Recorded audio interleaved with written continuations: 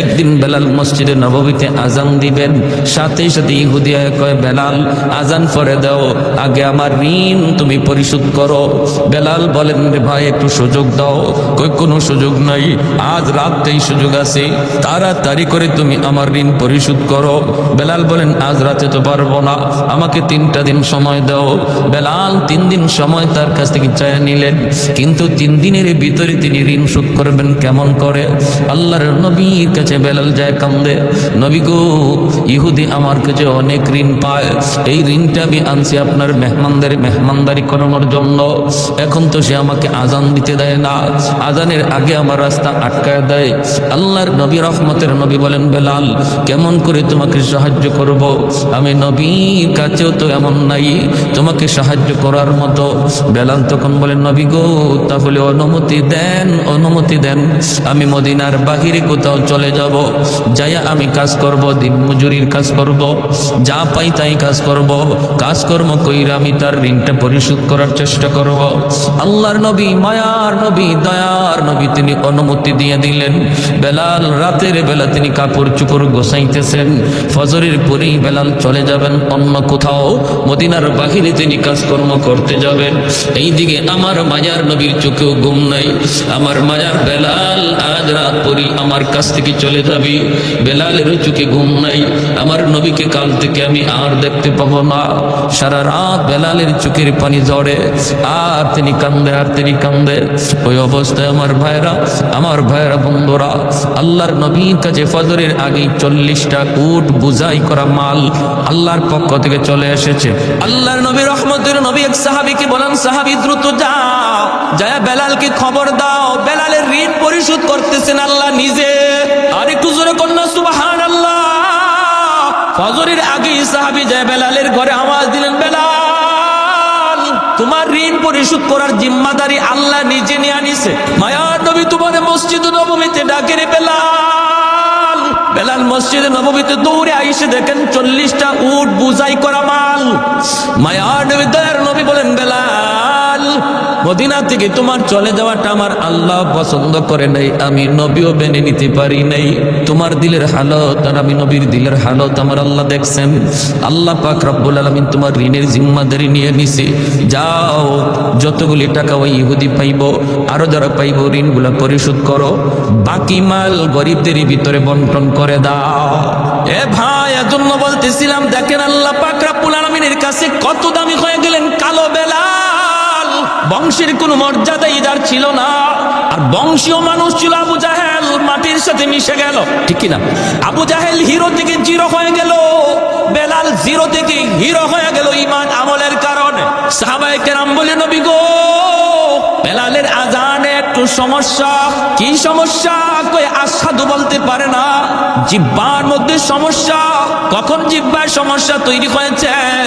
Umayya হযরত বেলাল রাদিয়াল্লাহু তাআলা আনহুর জিহ্বাটারে টান দিয়া বের কইরা এই জিহ্বার মধ্যে পেরেক ঢুকায়া দিছিল, জিহ্বার মধ্যে পেরেক ঢুকায়া দিছিল। যেই জিহ্বায় আল্লাহ আল্লাহ জিকির কয় এই জিহ্বা আমি রাখবো না কয়ে পেরেক ঢুকায়া দিছিল।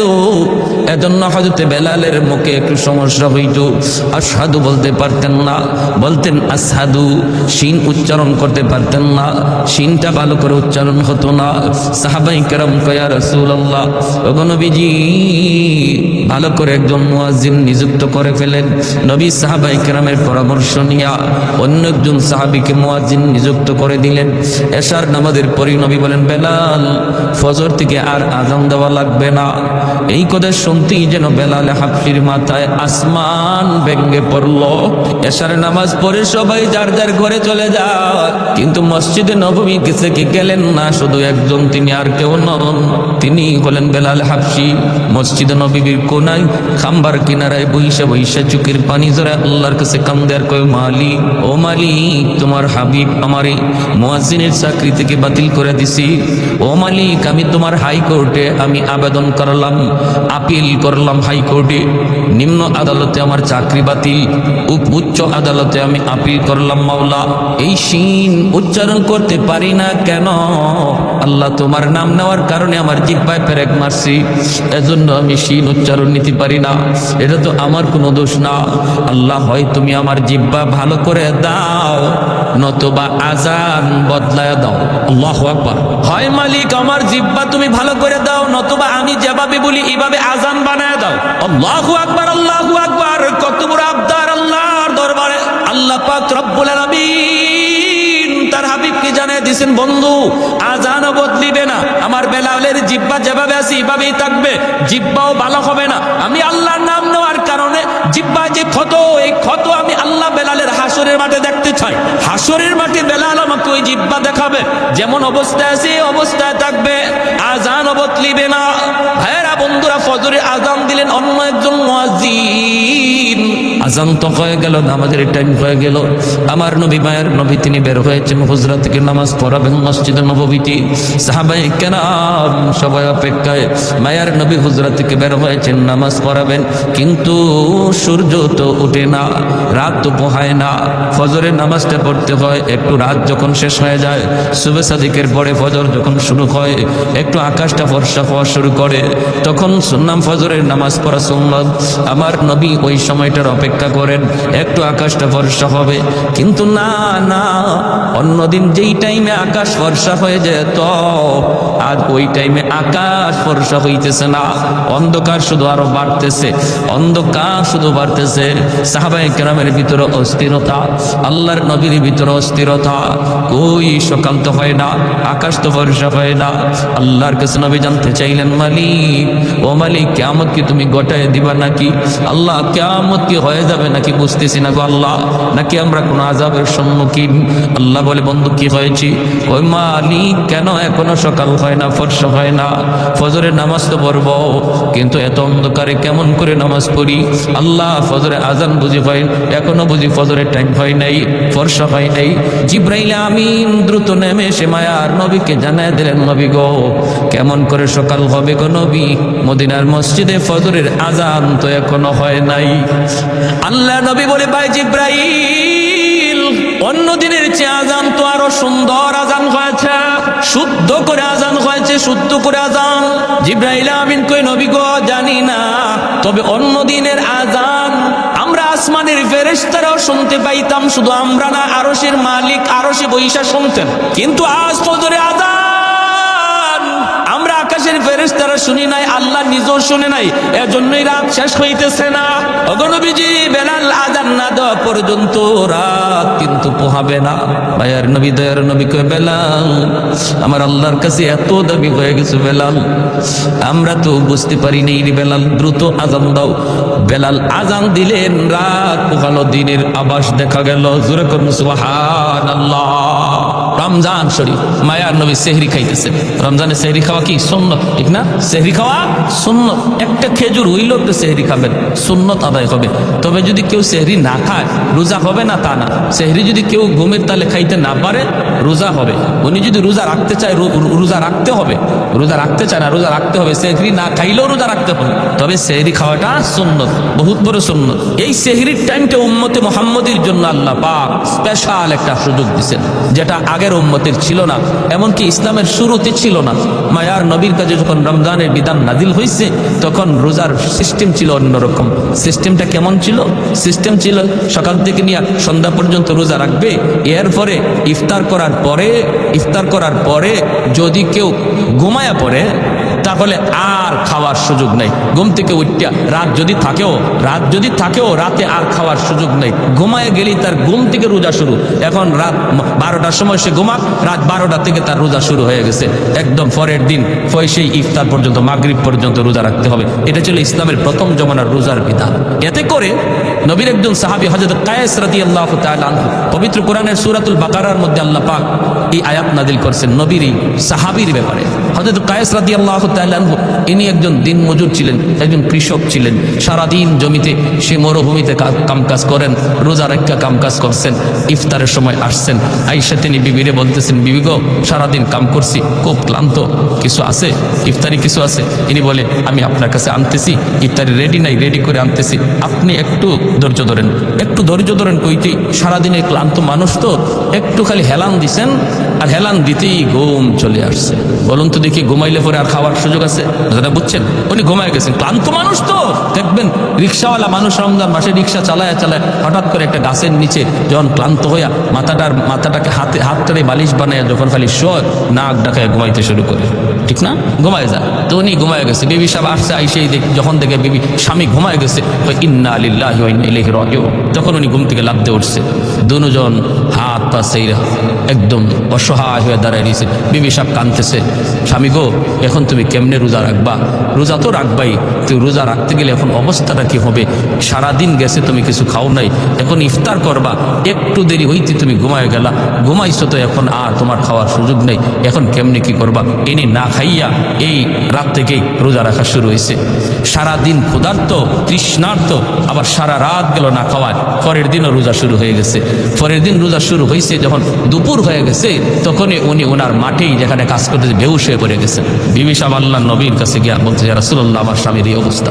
আল্লাহর নবী, রহমতের নবী, আল্লাহর কাছে আবদার করলেন, মালিক, আমার উম্মতের জন্য বিধানটা কঠিন হয়ে গেছে, আল্লাহ একটু আসান করো। সাথে সাথে আল্লাহ পাক জিবরাইল আমিন মারফতে কোরআনের আয়াত নাজিল করে ওই সাহাবীর দিকে লক্ষ্য করে আল্লাহ জানাই দিলেন, বন্ধু, আজ থেকে তোমার উম্মতের বিধান আমি আসান করে দিলাম। ঘুমাইলে আর রোজা শুরু হয়ে যাবে এমন না, সারা রাত সেহরি পর্যন্ত সে খাইতে পারবে। এখন ঘুমাক আর উঠো, খাওয়ার টাইম সারা রাত। তাহলে নবীজির সাহাবীরাও উম্মতের জন্য রহমত, ঠিক না? একজন সাহাবীর কারণে আমরা রোজার বিধানটা আসান পাইছি, আর নাইলে কিন্তু আমাদেরও এইরকমই হইতো। ঘুমাই, খালি একটু ঘুমাইবেন, শেষ, আর খাওয়ার সুযোগ নেই, রোজা শুরু হয়ে যেত। এই সাহাবীর ঘটনার পরে রোজার বিধানটা আল্লাহ আমাদের জন্য সহজ করে বলেন, সকাল থেকে নিয়ে মাগরিব পর্যন্ত, ইফতার পর্যন্ত তোমরা রোজা রাখবা, খাইবা না, পানি পান করবা না, আর ইফতারের পর থেকে নিয়ে সেহরি পর্যন্ত সারা রাত তোমরা যখন মন চায় যা খাও, তোমাদের জন্য সেই সুযোগ করে দেওয়া হয়েছে। আল্লাহ নবী সেহরি খাইতে বসছেন, বেলাল হাবশি আজান দিবেন, ফজরে আজান। মুয়াজ্জিন সাহেবরা আজান দেওয়ার আগে ইমাম সাহেবের একটু খবর নেই। তো বেলাল হাবশি রাদিয়াল্লাহু তাআলা আনহু তিনিও ফজরে আজান দিয়ে দিবেন, সেহরির টাইম শেষ হয়ে গেল। তিনি তো চিন্তা করতেছেন, আমার নবী এখনো কি তিনি খানা খান নাকি খানা থেকে সেরে ফেলছেন, একটু যায় দেখে আসি। বেলাল চলে আসলেন আল্লাহর নবীর কামরায়, আইসা দেখেন মায়ার নবী এখনো খানা খাইতেছেন, আর নবীর সাথে আর একজন অপরিচিত মানুষ খানা খাইতেছে। আল্লাহর নবীকে খানা খাওয়া দেখেই বেলাল ডাক দিয়া বলতেছে, নবী গো, সেহরির টাইম শেষ হয়ে গেছে গো নবী, আর খানা খাইয়েন না। আল্লাহর নবী দেখে বলতেছেন, বেলাল কি কইছ? বলে, নবী গো, সেহরির টাইম শেষ।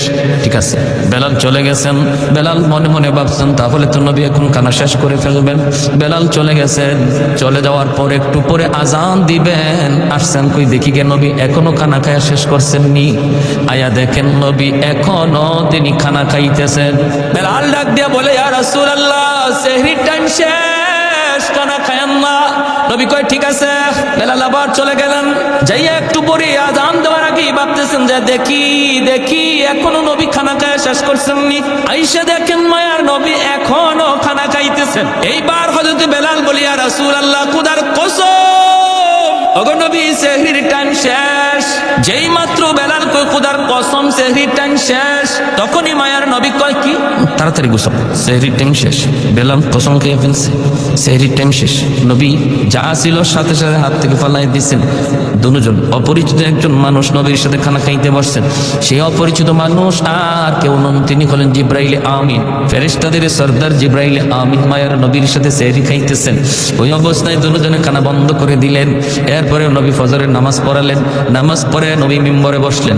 বৈশী নবী ডাক দিলেন, বেলাল কাছে আসো। কাছে আইনে বলেন, বেলাল, প্রথমবার যখন তুমি বলছো নবী গো সেহরির টাইম শেষ, কিন্তু জিবরাইল আমারে বলতেছেন নবী গো সেহরির টাইম আরো আছে, খান। সুবহানাল্লাহ কইতেন না? তুমি বলছো সেহরির টাইম শেষ, জিবরাইল আমারে কয় না আছে টাইম, খান। দ্বিতীয়বার যখন তুমি বলছো সেহরির টাইম শেষ, তখনও জিবরাইল বলেন না গো নবী আরো আছে, খান। তৃতীয়বার তুমি যখন বলছো সেহরির টাইম শেষ, তখনও টাইম ছিল, কিন্তু যখনই তুমি কসম করে ফেলছো, কসম খোদার সেহরির টাইম শেষ, তখন আল্লাহ পাক রব্বুল আলামিনকে, জিবরাইল, যদিও সেহরির টাইম শেষ ছিল, কিন্তু আমার বেলাল কসম খেয়ে ফেলছি। আমার বেলালের দাম আমি আল্লাহর কাছে কি পরিমাণ জানো না? আমার বেলালের কসমের ইজ্জত রক্ষায় আমি আল্লাহ টাইম থাকলেও অফ করে দিলাম। আরেকটু জোরে পড়না সুবহানাল্লাহ। ছিল টাইম, আরো ছিল, খাওয়ার সুযোগ ছিল, কিন্তু বেলালের কসমের ইজ্জত রক্ষায় আল্লাহ টাইমটারে অফ করে দিয়েছেন। জোরে কোন সুবহানাল্লাহ। আহাদুল লাইসা কামিসলি সামাদুন লাইসা কাফাদলি লিমানিল মুলকু তুগু ই তো সাজাওয়ার খুদাই তো খুদাওয়ান্দ ইয়ামিনি তো খুদাওয়ান্দ ইয়াসারি তো খুদাওয়ান্দ জমিনি তো খুদাওয়ান্দ সমাই তো রহিমি তো করিমি তো সামিঈ তো বসিরি তো মুইদ্দি তো মুদিল্লি তো মালিকিল আরশি বাজাই। একটু জোরে করুন আল্লাহু আকবার। এর জন্য বলি রে যুবক, যৌবন কালটা হলো আল্লাহর ওলি হওয়ার বয়স। বেলাল হাবশির যৌবনেই তিনি আল্লাহরে খুশি করে ফেলছেন, যৌবন কালেই তিনি জিরো থেকে হিরো হয়েছেন, যৌবন কালেই তিনি ছিলেন গোলাম, গোলাম থেকে মায়ার নবীর পার্সোনাল সেক্রেটারি হয়েছেন, যৌবন কালেই বেলাল মসজিদে নববীর মুয়াজ্জিন হয়েছেন। আল্লাহু আকবার জোরে কর। তোমার যৌবন কালটা হলো আল্লাহকে খুশি করার বয়স। কারণ যৌবনে যখন যুবক আল্লাহর গোলামি করে, যৌবনকালে যুবককে যখন মসজিদে পাওয়া যায়, একজন যুবককে যৌবনে যখন রোজা রাখতে দেখা যায়, যৌবনকালে যখন বাপ মার সেবা করতে পাওয়া যায়, যৌবনকালে যখন মুরব্বীদের শ্রদ্ধা করতে দেখা যায়, যৌবনকালে যখন আল্লাহর ভয় অন্তরে পাওয়া যায়, গান বাজনার আয়োজন করে না, করে তো করে ওয়াজ মাহফিলের আয়োজন করে, ওই যুবক যৌবনে ওলির খাতায় নাম উঠায় না।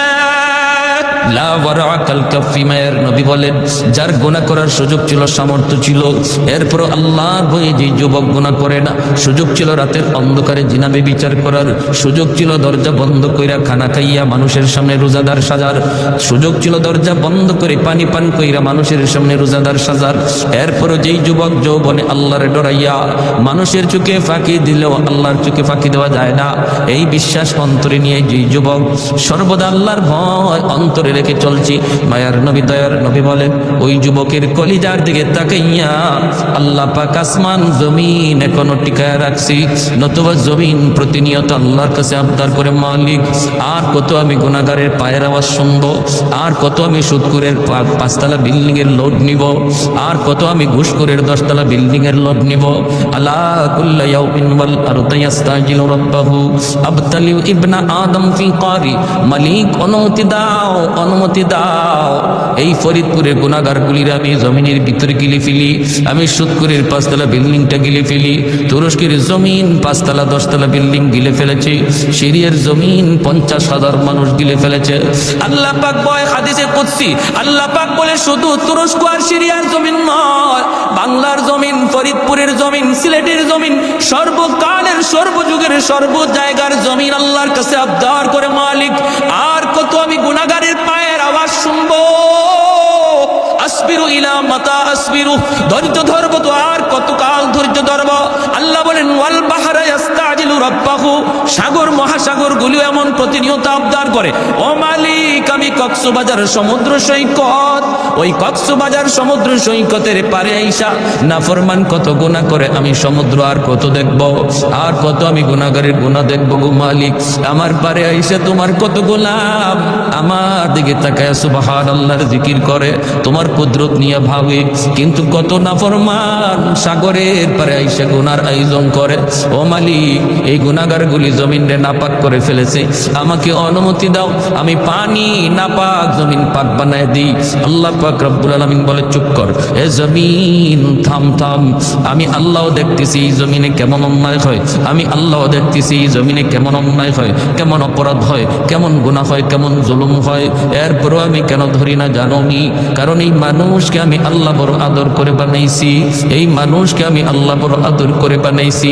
আসমান আল্লাহ বানাইছেন কুন ফায়াকুন বইলা, জমিন আল্লাহ বানাইছেন কুন ফায়াকুন বইলা, ফেরেশতা আল্লাহ বানাইছেন কুন ফায়াকুন বইলা, কিন্তু আমারে আপনারে আল্লাহ পাক কুন ফায়াকুন বইলা বানায় নাই।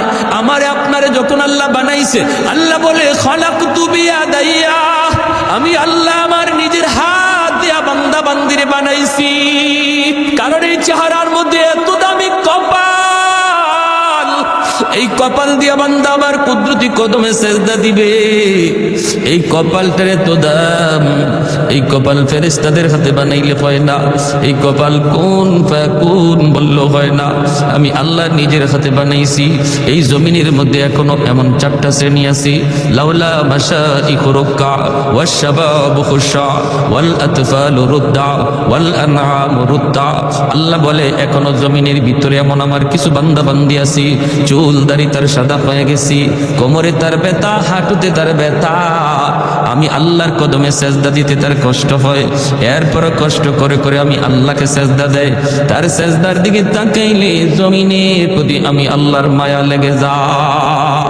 ওয়াশাবাবু খুশা, আল্লাহ বলে 2 নম্বর কোন জমিনে এমন কিছু যুবক যৌবনের পাগলামি করে না, গুনার আয়োজন করে না, না যৌবনে তার মাথায় টুপি পাওয়া যায়, যৌবনে তার মুখে দাড়ি দেখা যায়, যৌবনে তার মসজিদে পাওয়া যায়, যৌবনে তার রমজানে রোজা রাখতে দেখা যায়, যৌবনে মুরব্বিদের শ্রদ্ধা করতে পাওয়া যায়, যৌবনে আলেমদেরকে তাজিম করতে দেখা যায়।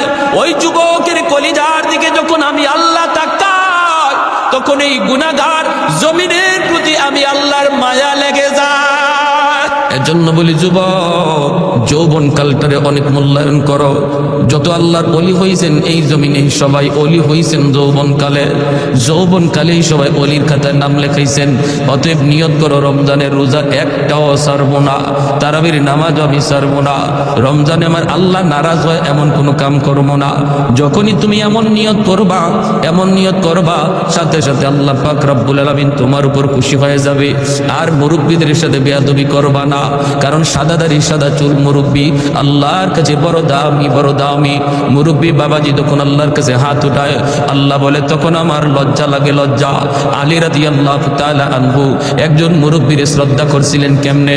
মসজিদে নববীতে নামাজের জন্য রওনা দিয়েছেন, চিকন একটা গলি, এই গলির মধ্যে একজন মুরব্বী লাঠিতে বর দিয়া কোমরটা বাঁকা হয়ে গেছে মুরব্বীর, আস্তে আস্তে গলি পার হইতেছি।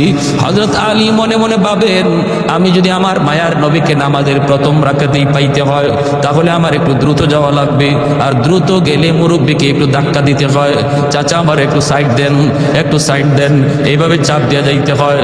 হযরত আলী কয়, না, মুরব্বী হওয়ার কারণে আমার আল্লাহর কাছে বড় দামি, আল্লাহ যারে সম্মান দেয় আমিও তারে সম্মান দিব, লাগলে আমার 1 রাকাত নামাজ ছুটে যাবে। মায়ার নবী মসজিদে নববীতে নামাজে দাঁড়ায় গেছেন, আল্লাহ নবী রুকুতে চলে গেছেন, আলী তো ওই মুরব্বীর পিছনে পিছনে আস্তে আস্তে আসতেছেন। এইদিকে আমার মায়ার নবী রুকুতে গেলেন, রুকুতে যাওয়া মাত্রই, রুকু থেকে মাথা উঠানোর আগেই আল্লাহ জিবরাইলে আমিনকে পাঠিয়ে দিলেন। জিবরাইলে আমিন এসে বলতেছে, ইয়া রাসূলুল্লাহ, ইয়া হাবিবাল্লাহ, ওগো নবী মাথা উঠায়েন না, গো নবী মাথা উঠায়েন না, রুকু থেকে মাথা উঠাবেন না, কারণ আপনার আলী এখনো রাস্তায় নামাজে শরীক হতে পারে নাই। আল্লাহ নবী অবাক হয়ে গেলেন, রুকুতে ঘটনা কি? আলী নামাজে শরীক হইতো পারছে না, বিদায় নবীর রুকু আল্লাহ লম্বা করতে কর। এইবার মায়ার নবী, দয়ার নবী, তিনি তো রুকু লম্বা করতেছেন, আর জিবরাইল আমিন কয়, নবী গো, আমি যখন আপনাকে বলবো তখন মাথা উঠাবেন। নবী তো লম্বা রুকু শুরু করে দিলেন, সাহাবাই কেরামও পিছনে পিছনে তারা লম্বা রুকু করতেছেন, লম্বা রুকু করতেছেন, এইভাবেই রুকু চলছে লম্বা রুকু। হঠাৎ করে জিবরাইল আমিন ডাক দিয়ে কয়, মায়ের নবী গো, এইবার মাথা উঠান, আপনার আলী নামাজে শরীক হয়ে গেছে। একটু জোরে কম সুবহানাল্লাহ। হায়দার তেরা নাম সে ইসলাম রখেগা, हैदार तेरा नाम से इस्लाम रखेगा, दुनिया की शजाअत में तेरा नाम रहेगा, दुनिया की शजाअत में तेरा नाम रहेगा, उस्मान तेरा नाम से इस्लाम रहेगा, दुनिया की सखावत में तेरा नाम रहेगा। আল্লাহ নবী রহমতের নবী নামাজ শেষ কইরা মিম্বরে বসে ডাক দিলেন, আলী এদিকে আসো। নবীজির মনের মধ্যে আলীর প্রতি একটু জিদ জন্মেছে, আলী কেন আজকে নামাজে আসতে দেরি করলো, আর আমার এবার রুকুতে এত লম্বা সময় কেন দিতে হলো? নবী ডাক দিয়া বলতেছেন, আলী রে, আজকে নামাজে আসতে কেন তুমি দেরি করলা? হযরত আলী কয়, কই গো নবী, বেশি দেরি তো হয় নাই, আমি তো আপনাকে রুকুতে পাইছি। রুকুতে পাইছো? কেমনে পাইছো, হুশ আছে? ইয়া রাসূলুল্লাহ, আমি তো আপনার রুকুতে পাইছি। নবী কয়, আলী তোমার রুকু পাওয়ানোর জন্য আল্লাহ আমারে রুকুতে হ্যাং করে রাখছে, তোমার রুকু পাওয়ানোর জন্য আল্লাহ আমারে রুকুতে আটকায় রাখছে। জিবরাইল আমিন আইসা আমার কানে কানে কয়, নবী গো মাথা তুলবেন না, আলীরে রুকু পাইতে দেন। হযরত আলী রাদিয়াল্লাহু তাআলা অবাক হয়ে গেলেন, ইয়া রাসূলুল্লাহ এত বড় ঘটনা ঘটছে, আমি নবী গো আমি তো জানি না। আল্লাহ নবী বলে, জানতে হবে না, আগে বলো রাস্তায় কি হয়েছে একটু কও। এইবার হযরত আলী কয়, নবী গো আমি তো নির্ধারিত সময় বের হয়েছি জামাত ধরার জন্য, কিন্তু চিকন গলিটার ভিতরে একজন মুরব্বী, এই মুরব্বী মানুষের সম্মান করতে যায় আমার একটু দেরি হয়ে গেছে। আল্লাহর নবীর চোখ থেকে দর দর করে পানি পড়ে, নবী কান্দে আর কয়, আলী রে দেখ সাদা দাড়ি সাদা চুল, দুর্বল মুরব্বী মানুষকে সম্মান করলে আল্লাহ কত সম্মান তোমার বাড়ায়া দিছে। যেই দুনিয়াতে মুরব্বীকে সম্মান করবে আল্লাহ তারেও মুরব্বী বয়সে সম্মানী বানায় দিবে।